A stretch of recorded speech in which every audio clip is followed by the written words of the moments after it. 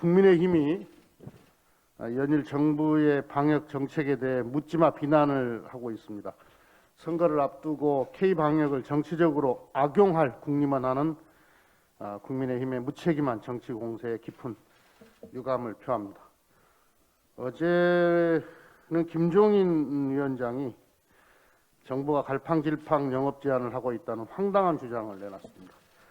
사회적 거리 두기를 시행했기 때문에 음식점과 카페에서 집단 감염이 적게 발생했고 5인 이상 집합 금지 조치 이후 1000명을 넘나들던 확진자 수가 감소하기 시작했다는 것은 방역 전문가들의 일치된 의견입니다.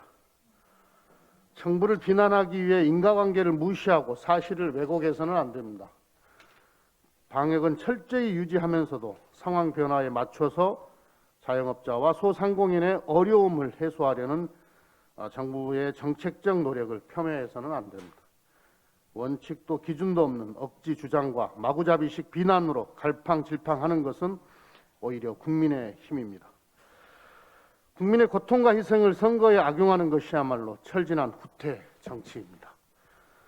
국민의힘은 4차 재난지원금 지급도 정쟁의 수단으로 삼았습니다.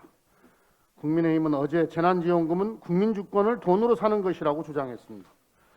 주혜영 원내대표는 불과 보름 전만 해도 교섭단체 대표연설에서 재난지원금과 손실보상제 입법을 적극 협조하겠다고 약속한 바 있습니다. 더 나아가 자영업자 소상공인 긴급생존자금도 제안한 바 있습니다. 소상공인 긴급생존자금을 제안했던 야당이 정작 소상공인 등 피해계층을 위한 4차 재난지원금을 비난하니 저희가 의심스럽습니다. 백신 접종마저 흔들려는 야당의 국민 불신 조장 행위는 정말 사라져야 합니다. 코로나 방역과 백신 접종은 국민의 생명과 안전에 직결된 문제입니다.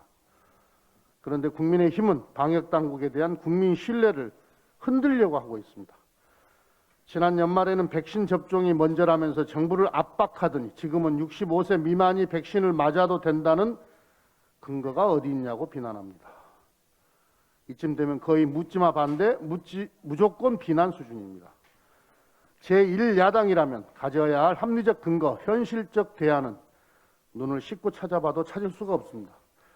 정부에 대한 불신을 조장해서 선거에 반사 이익을 얻어보려는 낡은 정치를 멈추기 바랍니다. 2월 국회는 코로나19 위기 극복과 민생 회복에 집중해야 합니다. 그런데 국민의힘은 선거 앞에서 코로나 재난 상황에 대한 위기 불감증에 빠졌는지 모든 방역 이슈를 정쟁의 수단과 도구로 삼아 휘두르고 있습니다. 하지만 근거 없는 정부 비난과 방역 불신 프레임은 결코 통하지 않을 것입니다.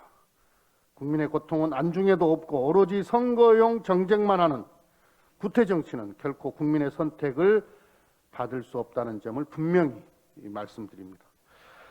코로나 위기 상황에서도 야당의 당파적 정쟁에만 몰두하는 것이 책임의식과 균형적 판단의 결여에서 비롯된 것은 아닌지 돌아보기를 권고합니다.